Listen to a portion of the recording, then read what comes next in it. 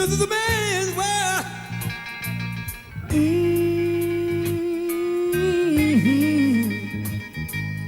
But it wouldn't be nothing.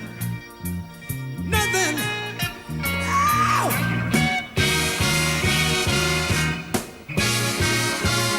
That woman,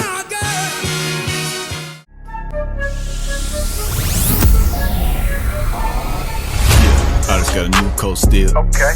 Got a little brand new feel. Not so fast, switch play. I posted a video yesterday about JT and the situation with Ice Spice and her and Little Uzi Vert. And one of our tribe members, D. Muhammad, posted down in the description, in the comments, and she said, you know, I wondered if colorism had some part to play in JT's response. And I want to shed some light on that. And I think I've done this on my channel maybe about 4 or 5 times before, but they're like almost 2 years ago. So if you don't really know the channel, if you haven't been around for a while, this is probably the first time you're going to hear me say this. But let me say this. In today's world, the young people, when they say colorism, I don't really think they understand the depths and the grip and the magnitude into what we call colorism today. I don't think they have an idea because, number one, they weren't there, all right? They're too young to really understand.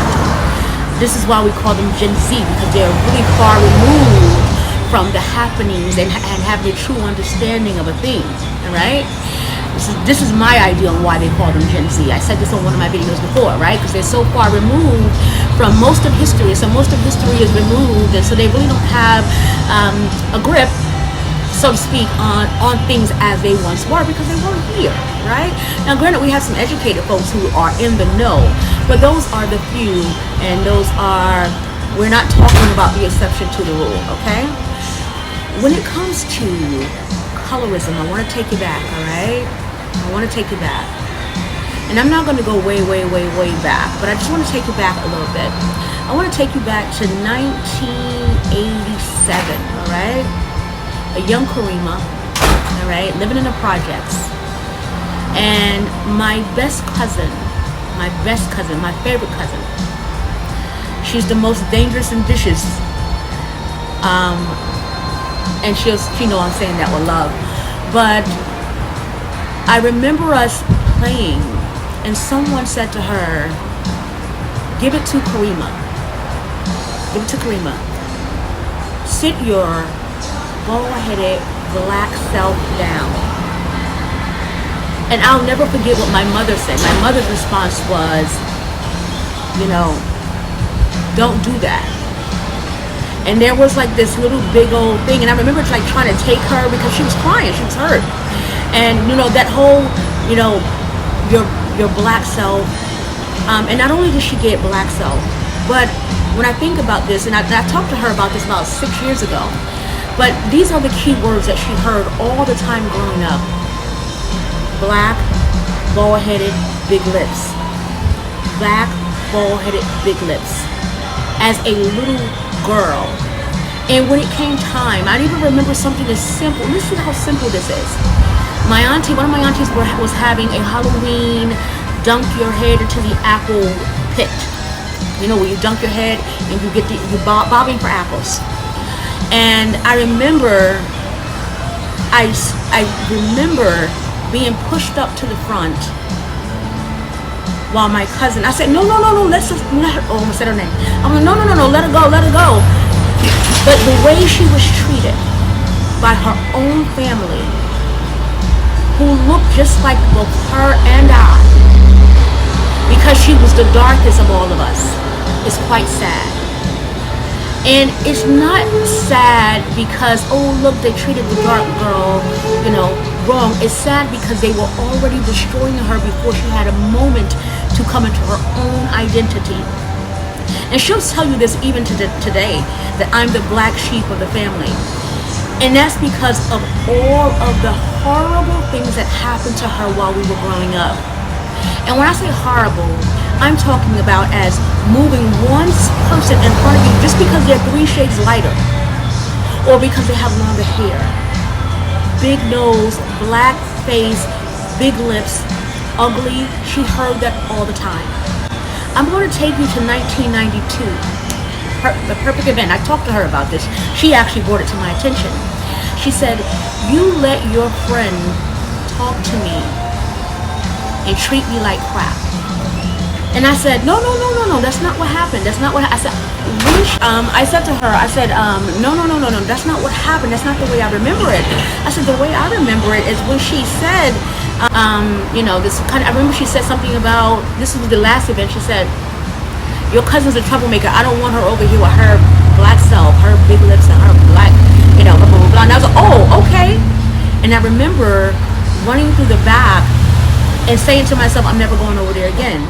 And that was my way of protecting her. And I remember saying to her, that's my cousin. What are you talking about? You don't talk about her like that. So what? She always starting trouble, blah, blah, blah, blah. So now we're arguing over the fact that my cousin can't be there because my cousin wasn't pretty enough. Because she was too dark. Her, your black self, your black self, your black. These are coming from black people, guys. Listen to me. This is how sick and deep this goes. Could you imagine grown folks? This is grown folks telling you, you can't bob for apples first. You can't bob for apples first. So they push someone who's lighter than you up front. This is coming from your own people. These are not coming from Europeans, but we'll talk about that example of colorism that we don't like to admit. We prop up curly hair, light-skinned children, and I know that because I have my own, okay? This is coming from my own personal experience. My son, when he was little, was posted on everybody's social media. They never seen him, never came to visit him, never gave him a birthday gift, never. But this is my little cousin, and he's so cute. But that's a form of colorism. Look at my cousin's hair. Look at his beautiful hair. It's a form of colorism. Hello. Think of countries like Dominican Republic and Haiti. All right? Essentially, this was the same country at one point, okay? You guys really, really got to think about this. So when D. Muhammad asked the question, so do you think colorism had anything to do with how she felt? Absolutely. Why would it not? Why would it not have anything to do with it? The girl is in the industry where she's told every day that she is not beautiful. She's not pretty. She's ugly. And she's probably heard that so much that she believes it. You hear something so much, it most certainly has to be true. How could it not be true? You've been hearing it all of your life. And you can't tell me that she's never not experienced the whole idea of, you can't bob for apples. Silliness, nonsense. People want to pick and choose what they call colorism. Kent McDonald, and somebody who's a family member actually said, don't be in the sun, you don't want to ruin your pretty skin. But it wasn't from make sure you have on sunscreen. It was you don't want to get darker, which is, it's sick, you guys. It's deeper than the layer of it's just colorism. We're going back. And I have stories of my mother telling me about the brown paper bag story, the brown paper bag theory. These were clubs in African American communities, whereas if you were not as brown as a paper bag, or the inside of my arm, okay? Let me get some sunlight and watch how deeply brown and beautiful I get, okay? But when I'm working, I don't get a chance to get a lot of sunlight. But this color, paper brown, on the inside of my arm, if you had that, if you were that, you got put in. If you were a light brown girl, because you're still black enough to be black, but you're not black enough. You're not too black enough that they don't consider it beautiful. So, I think the disease of colonialism is a lot deeper than people want to really imagine. And so there were hundreds of years of indoctrination, and that's what people don't understand. We say colorism as a blanket term, not understanding that colorism is deeply related to racism. It's deeply related to segregation. It's deeply related to Jim Crow. It's deeply related to survival. I remember my mother telling me back in the day, that they used to call them the flies in the buttermilk. And let me tell you how deeply disturbing this is. And I'm sharing my family secrets, but it's going to be shared in my family secrets book. But my mother used to tell me about how there used to be this thing that people would call her family flies in the buttermilk. And what that meant is that my mother had 2 dark-skinned sisters and 2 light-skinned sisters, all right? My grandma, her mother was considered mulatto, and one of my aunts, anyway, they used to call them the flies in the buttermilk. That means that they had come from a light-skinned family, but they were dark. And so they called them the flies in the buttermilk. If you don't understand how deeply disturbing that is, then you just don't get it, and you would never get it. Being called the flies in the buttermilk. Could you imagine being called a fly because of your skin color? You're reduced to the flies, and then the buttermilk, so sweet, so clean, so nice, so light, so bright, right? I know my mentor, Baba, who always says that if we got to get away from this thought of white and black, because when we look at anything that's white, when we know the color is white, we know the color is white as being this, white, right? There are no people this color. Same goes for black. There are no people this color. I said, well, I've seen some very dark, beautiful, dark melanated people. And he said, but it still perpetuates the myth that we have pure white people and evil black people. It's a conditioning, it's a controlling, it is a way to confuse people into what is good and what is bad. And so the theory on the flies in the buttermilk, the theory on, light is right, light is white, white is white. These things are rooted in hundreds of years of indoctrination. If I can find a few videos, I'll put them here for you guys so you can really understand what I'm talking about. That there were cartoons that literally programmed people into believing what was beautiful and what wasn't. I've had my own experiences, okay, as a brown girl. Do you guys understand how sick these things are? They're deeply rooted in psychological chains. They're gripping us. They've always gripped us for more than 500 years. It's deeper than feel good about yourself when the world has always told you that you were wrong. It's not about loving yourself at that point. This is a psychological warfare that has happened to people who are highly melanated. And they've been under attack for as long as the first captors put the first people, do you understand where I'm going? It's deeper than just love yourself. These are psychological issues that need to be examined a lot deeper. Colorism cannot be escaped from. You cannot separate that, pull that out of the hat and move that away from the experiences of racism, the experience of Jim Crow. Those things are still happening, they're still around. Like I said, I had my own experiences. And because I'm a brown-skinned girl, a brown girl, a black woman, I get discounted a lot. I see it even in my comments. I get discounted a lot. This reminds me of so-and-so. This reminds me of so-and-so. Why could it not have been an original thought from a brown girl? All right? Why could it not have been my own original thought? What if the other person was inspired by work that I've done previously, right? But even that is a psychological gripping, a psychological chain that we really need to think about, we need to really talk about. If I walk in the room, I have to use my ability to speak in order to be heard, alright? But if I gave my theories to someone else, I promise you it's worked for me in corporate America. I promise you, I was doing an SOP for an on-site program, okay? A new SOP, I wanted to do new time to fills. And time to fill means a contract that we agreed to with a client, whether or not we were gonna fill their position within a certain time, right? I built this SOP, I submitted it over, they didn't even look at it. They didn't even look at it, never called me, never said anything about it. I kept saying, hey, did you guys get my SOP? Hey, did you get my SOP? Oh, we'll get to it. So what I did was I gave it to, what was her name? Oh my God, I forget her name. Oh my, and I said, hey, do me a favor, take this over there and see what you can do with this. She said, you want to go over it? I said, let's go over it. So I went over it for her. I gave it to her just the way I wanted to say it. She took it over there, and guess what? Guess what? You already know the answer to it. All right? This is brilliant. And the whole time when we were in the meeting, I let her have it. These are things that we don't like to discuss. So when you say is Ice Spice and JT, is that a colorism thing? How could it not be? How could it not be? Her sense of fighting for her space.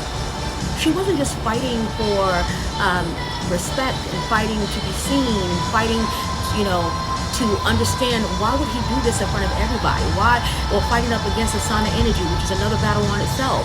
But she's fighting all of the time she's been told you're ugly, you're not enough, you're not good enough. And those things are deeply rooted into. But nobody wants to talk about the big things that are happening. Nobody want to talk about what's going on for real. How brown girls are experiencing life is completely different than everybody else. And if you don't get that, then where the hell have you been? Absolutely how she feels about herself as being impacted. She's in the most visible positions anybody can be in. She's in the limelight. She's out in front, okay? She's in the limelight. Her job is to entertain. And if you, for 1 second, don't believe when people look at her mugshot, or they want to remind her of how ugly she was, they'll pull up that mugshot when she was just a very dark, beautiful young girl. They'll pull it up and they'll say, this is you. This is you. This is you. You're ugly. You're ugly. You're ugly. Hello? Hello? Can we not be honest about what's really happening here? She didn't just feel inadequate herself. She didn't one day just wake up. Nobody just wakes up feeling inadequate. Okay? What happened was the world knocked her down a few pegs to remind her of her place.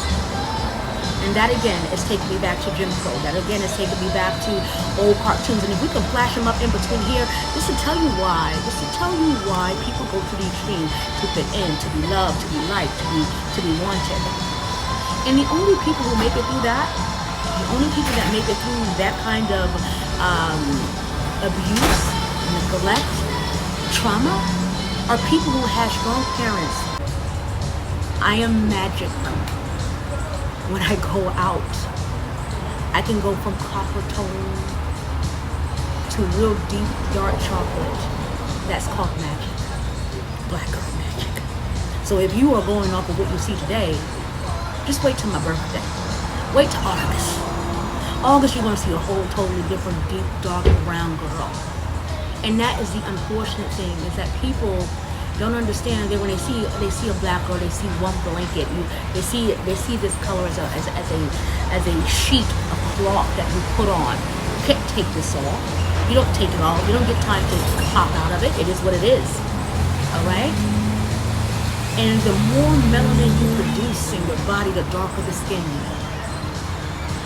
The browns of my eyes are because of melanin. All right.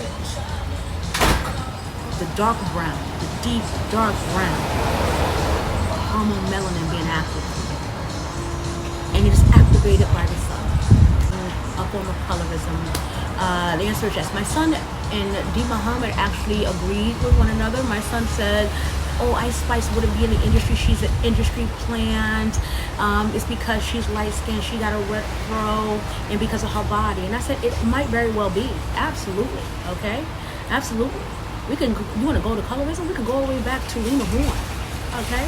We can go all the way, I can go on and on for hours, but I know you don't want that, all right? I know I'm a black historian. We could go deep real quick, but I'm not going to do it on you. We want to talk about colorism, all right? Go back to looking at what Nina Simone experienced, okay? Deep, dark, chocolate black. In my own business, okay? Me, myself, all right? Me, myself, I remember this story is so sick and so sick in the head, so demented. I had a friend, a really good friend, who was well connected, and I was looking for a job at the time, and her friend was doing work with a staffing agency that I had worked for at the time. So the staffing manager said to me, she goes, "Karima, you know what, I really wanted to hire you for so-and-so company, but do you have a friend named so-and-so?" And I said, "Yeah." She goes, can I be honest with you? I said, yeah. She says, she told me not to submit you for the job. I said, why? Oh, she said that. She said, because there are enough black people there, and she doesn't want to bring too many black people on board. And that, I said, she doesn't want to bring, what do you mean? She doesn't want to bring too many. Now, this is a white woman telling me this, okay? This is a white woman telling me this about someone who knows me and knows a friend of mine, all right? Who's a black woman. So this is a white woman telling me about what a black woman said to her about me. She doesn't want to bring you on because she just now got the job as vice president, and she doesn't want it to look like she's bringing too many black people on. And I said, am I qualified? She goes, I would love. She said, I know you would do well. I know you would rock it, but she doesn't want me to submit you. Now, the reason why she had the power over my boss was because she was the client, right? She was the client. And she said, I would love to submit you for this job, but she doesn't want to have too many black people working. And I wanted so bad to approach her about it, because not only did I cry, like bawl, but in front of this, I don't know where she's at now, but I said, so why don't you just submit me anyway? And she goes, I can't. She's the boss. She got me the contract. I can't submit you. So I said, you can't submit me because I'm a black girl. And because a black woman told you not to submit me because I'm a black girl. And she's a black girl who just got the position and doesn't want to be seen as someone who got a position higher than all black people. Just so I understand. She goes, yes, I'm sorry, but that's it. That's colorism. You get in a position of power and you say, I want to hire people, but not on their merit, not on their ability to make something happen, not on their ability to do something and make change and be good at it, but I can't hire her because she's a brown girl, and I don't want to be looked at as the person who's hired too many brown people. That's colorism. I've had my own experiences, and I'm sure you had yours too. And I know for me, 5 years ago, I couldn't get a seat at the table, so I created my damn own. All right? Until next time. I have a couple of brown girl books, don't I? I have a book called Brown Girls Book of Etiquette. All right? I have a book called A Brown Girls Book of Etiquette. It's out there. I have a book called Mima's Magical Coils, talking about hair. And that book was inspired by my mother, all right? My mother, who always wanted me to be, she didn't want me to perm my hair because she loved the way my hair would curl. And she would say things like, you're going to destroy the curl in your hair. You don't want to get a perm. And I remember when I snuck down to Newark, to Niecy on 3rd, when was Niecy at? 11th Street. Niecy was on 11th Street doing hair out of her house. I snuck down there and I got myself a perm, girl. And why the heck did I do that? Because as I was driving back, my mother was a bus driver, okay? She drove the 25 bus in Newark, New Jersey. As I was on my way back, trying to sneak away from Niecy, my mother had laser-like eyes. I saw that bus come to a stop. I said, oh, Lord.